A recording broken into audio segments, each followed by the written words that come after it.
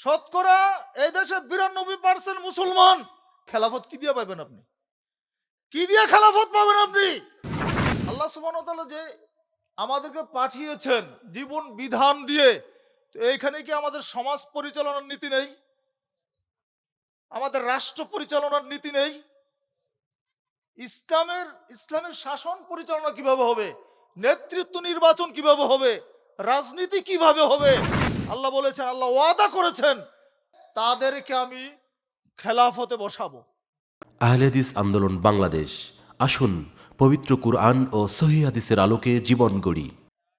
যারা ইসলামী দল করেন, সত্যিকার অর্থে আপসহীনভাবে ইসলামের রাজনীতি করেন, ইসলামের দাওয়াত দেন।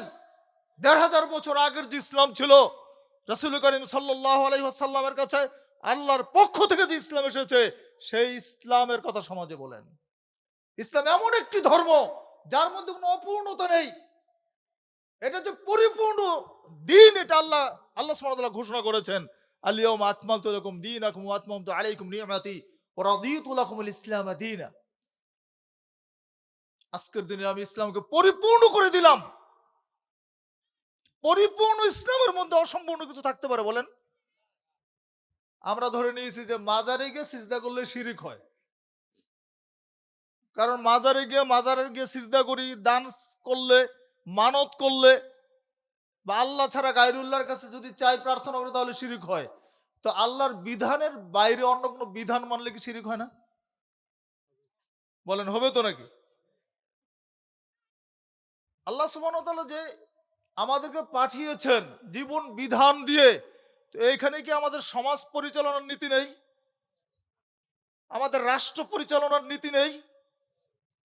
ইসলামের শাসন পরিচালনা কিভাবে হবে? নেতৃত্ব নির্বাচন কিভাবে হবে? রাজনীতি কিভাবে হবে? এই পাঠটা যদি মনে করেন যে ইসলামের মধ্যে নেই, এই জন্য আমাকে অন্য মানুষের আদর্শ নিয়ে আসতে হবে, আব্রাহাম লিঙ্কনের একটা থিওরি আমরা মনে করে নিয়েছি এইটা হচ্ছে আমাদের মুক্তির পথ। তাহলে আল্লাহ সুবহানাহু ওয়া তাআলা যে বিধানটা দিলেন, তার প্যারালাল যদি আরেকটাকে সামনে আনি, আল্লাহটাকে বাদ দিয়ে, তাহলে আল্লাহটা বাদ দিয়ে মানুষটা গ্রহণ করা হলো না? তো এটা কি শিরক হবে না? তাহলে এই সহজ বিষয়টা আমরা বোঝার চেষ্টা করি না। আমরা বারবার বলেছি, ইসলামের পদ্ধতিতে ইসলামকে ক্ষমতায় নিতে হবে। বাতিল পদ্ধতিতে কোনোদিন ইসলাম কায়েম হয় না। কোন দিন হবে, কিভাবে হবে আল্লাহ জানেন। ওয়াদাল্লাহুল্লাযিনা আমানু মিনকুম ওয়া আমিলুস সালিহাতি, আল্লাহ বলেছেন, আল্লাহ ওয়াদা করেছেন, তোমাদের মধ্যে যারা ঈমান আনবে এবং নেক আমল করবে, তাদেরকে আমি খেলাফতে বসাবো। আচ্ছা, তো ঈমান আনলে নেক আমল করলে খেলাফতে বসাবেন, এই ওটা আল্লাহর ওয়াদা। তাহলে আল্লাহর ওয়াদা কি মিথ্যা? আপনি বলবে, কই আল্লাহ কখন খেলাফতে বসাবে? আমরা তো ঈমানও এনেছি, নেক আমলও করি, ৫ ওয়াক্ত নামাজ তো ঠিকই পড়ি। রাসূল সাল্লাল্লাহু আলাইহি ওয়াসাল্লাম বলেছেন, বাদিরু বিল আমালি ফিতানান কাকিতাল লাইলিল মুসলিম, ইউসবিহু রাজুলু মুমিনান ওয়া ইউমসি কাফিরান ওয়া ইউমসি মুমিনান ওয়া ইউসবিহু কাফিরান ইয়াবিউ দীনাহু বিআরাদিন মিনাদ দুনিয়া। তোমরা অন্ধকার রাত্রির ন্যায় ফিতনা আসার আগে তোমরা বেশি বেশি নেক আমল করো। রাসূল সাল্লাল্লাহু আলাইহি ওয়াসাল্লাম বলেছেন, অন্ধকার রাত্রির ন্যায় ফিতনা আসার আগে বেশি বেশি করে সৎ আমল করো, নেকির কাজ বেশি করতে থাকো। ফিতনা, অন্ধকার রাত যেমন ঘুটঘুটে অন্ধকার, কিছুই দেখা যায় না, এত বেশি ফিতনা আসবে, তোমরা কোনো দিক খুঁজে পাবে না। সেই সময়ের আগে বেশি বেশি নেক আমল করো। কি হবে তখন পরিস্থিতি? রাসূল সাল্লাল্লাহু আলাইহি ওয়াসাল্লাম বললেন, ইউসবিহুর রাজুলু মুমিনান ওয়া ইউমসি কাফিরান। সকালে মানুষ ঈমান অবস্থায় সকাল করবে, সন্ধ্যা হতে হতে কাফের হয়ে যাবে। ওয়া ইউমসি মুমিনান ওয়া ইউসবিহু কাফিরান। সন্ধ্যার সময় মুমিন থাকবে, সকাল হতে হতে কাফের হয়ে যাবে। রাসূল বললেন, সকালে মুমিন থাকবে, সন্ধ্যায় কাফের হয়ে যাবে। সন্ধ্যায় কাফের থাকবে, সকালে মুমিন থাকবে, সকালে কাফের হয়ে যাবে। ইয়াবিউ দীনাহু বিআরাদিন মিনাদ দুনিয়া। মানুষ তার দিনটাকে তার দুনিয়ার বিনিময়ে বিক্রি করে দিবে। রাসূল সাল্লাল্লাহু আলাইহি ওয়াসাল্লামের হাদিস, ১৫০০ বছর আগের কথা। কি দিয়ে আপনি মিলাবেন এখনের সাথে? এটা কেমন কথা হলো? আমি তো লা ইলাহা ইল্লাল্লাহ পড়েছি, আমি তো আশহাদু আল্লা ইলাহা ইল্লাল্লাহ ওয়া আশহাদু আন্না মুহাম্মাদার রাসূলুল্লাহ পড়েছি, আমার ঈমানটা কি দিয়ে যাবে? বন্ধুরা আমার, আমরা শুধু জানি যে রোজা ভাঙ্গে আর ওযু ভাঙ্গে, তাই না? ঈমানও কিন্তু ভাঙ্গে। আপনার আমলের মধ্যে শিরিক থাকলে কি ইমান থাকবে? আল্লাহ সুবহানাহু ওয়া তাআলা তার নবীকে বলেছেন, হে রাসূল, যদি তুমি শিরিক করো, লাইন আশরাকতা লা ইয়াহবাতান্না আমালাক, তুমি যদি শিরিক করো তাহলে তোমার সমস্ত আমল বাতিল হয়ে যাবে। রসুলকে আল্লাহ বললেন যে রাসূল, তুমিও যদি শিরিক করো, আমার সাথে অংশীদার স্থাপন করো, অংশী স্থাপন করো, অংশীদার কাউকে বানাও, তাহলে তোমার আমল বাতিল হয়ে যাবে। তাহলে সকালে মুমিন সন্ধ্যায় কাফের কিভাবে হলো? ধরুন সকালে আমার ঈমান ঠিক ছিল, আমি শিরকের সাথে আপোষ করি নাই, বাতিলের সাথে আপোষ করি নাই, সন্ধ্যা হতে হতে আমি এমন একটা আদর্শের মধ্যে মাথা ঢুকালাম যেটা শিরকের আদর্শ, তাহলে আমার ঈমানটা কি থাকবে? থাকবে না। আমি কিন্তু বাহ্যিকভাবে আমি মুসলমান, আমার দাড়ি টুপিও ঠিকই আছে, কিন্তু অন্তর দিয়ে চিন্তা করেন ঈমানটা আছে কিনা।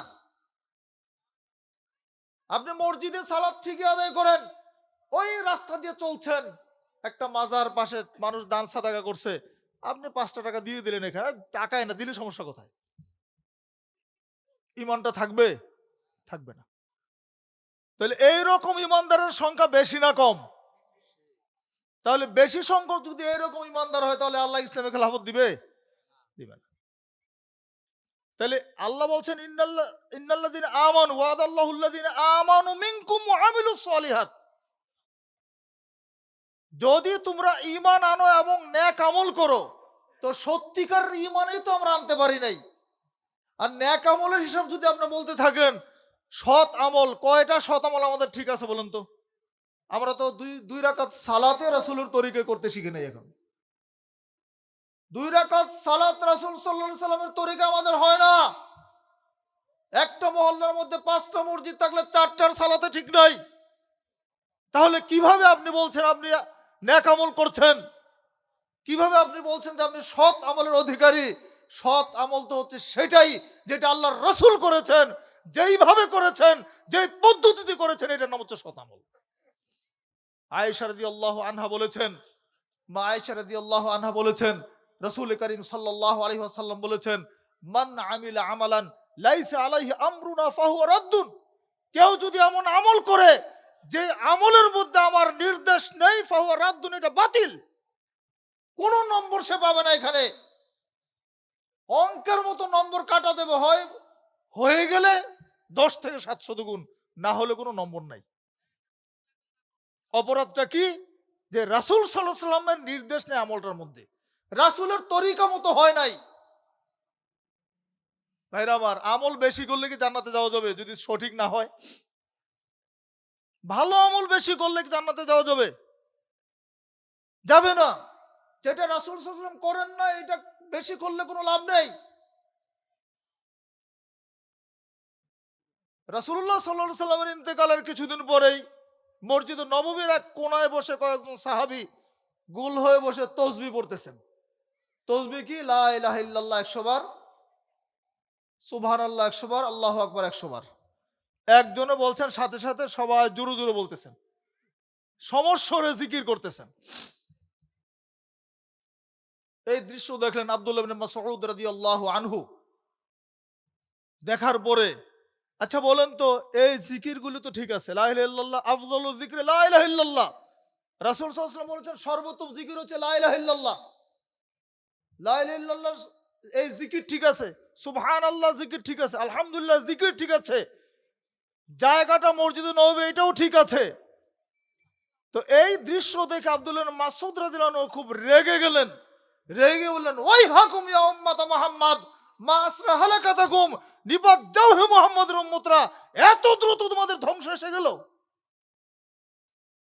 কেন বললেন বলেন তো? কেন ধমক দিয়েছিলেন? তসবিহও ঠিক আছে, জায়গাও ঠিক আছে, মানুষগুলো ঠিক আছে, ধমকটা দিলেন কেন? পদ্ধতি ঠিক নাই। মাশাআল্লাহ, বুঝেছেন আপনারা? কারণ এই পদ্ধতি রাসূল সাল্লাল্লাহু আলাইহি ওয়াসাল্লাম কোনোদিন জিকির করেন নাই। রাসূল সাল্লাল্লাহু আলাইহি ওয়াসাল্লাম যে তরিকা জিকির করেছেন, সেই তরিকার বাইরে তারা এটা আবিষ্কার করেছেন। জিকির কিভাবে করতে হবে এই কথাও তো আল্লাহ তার নবীকে শিখিয়ে দিয়েছেন। ওয়াযকুর রাব্বাকা ফি নাফসিকা তাদাররুআ ওয়া খীফা, নবী তুমি জিকির করো তোমার রবের কিভাবে? বিনয়ের সাথে, গোপনে গোপনে জিকির করো, মনে মনে জিকির করো। তো জিকির করতে করতে মঞ্চে লাফ দিয়ে ওঠা, এটা জিকির? খুঁটির আগায় ওইটা লাভ দিয়ে পড়ে, এটার নাম জিকির। বক্তার ঘাড়ের মধ্যে লাভ দিয়ে ওঠে, এটার নাম জিকির। করে নেবে, এদের সংখ্যা বেশি না? তো এটা কি শতামল হলো? খেলাফত কি দিয়ে পাবেন আপনি? কি দিয়ে খেলাফত পাবেন আপনি? আমলটাই তো ঠিক করতে পারেন নাই। শতকরা এই দেশে 92% মুসলমান, শতকরা 90% মুসলমান বা তার বেশি মুসলমান। যদি সকল মুসলমানের আমল ঠিক হয়, ইমান যদি ঠিক হয়, এদেশে ইসলামী খেলাফত আসতেই হবে ইনশাআল্লাহ। কেউ ঠেকাতে পারবে না ইসলামী খেলাফত এখানে। আদর্শ যদি ঠিক থাকে, কারণ আপনার আমলও ঠিক নাই, আপনার ইমানও ঠিক নাই, আপনার ইমানও ঠিক নাই, আপনার আমলও ঠিক নাই। আল্লাহর ওয়াদাই ঠিক, তিনি খেলাফত দিবেন না আপনাদেরকে যতদিন আপনাদের ইমান ঠিক না হবে, যতদিন আপনাদের আমল ঠিক না হবে।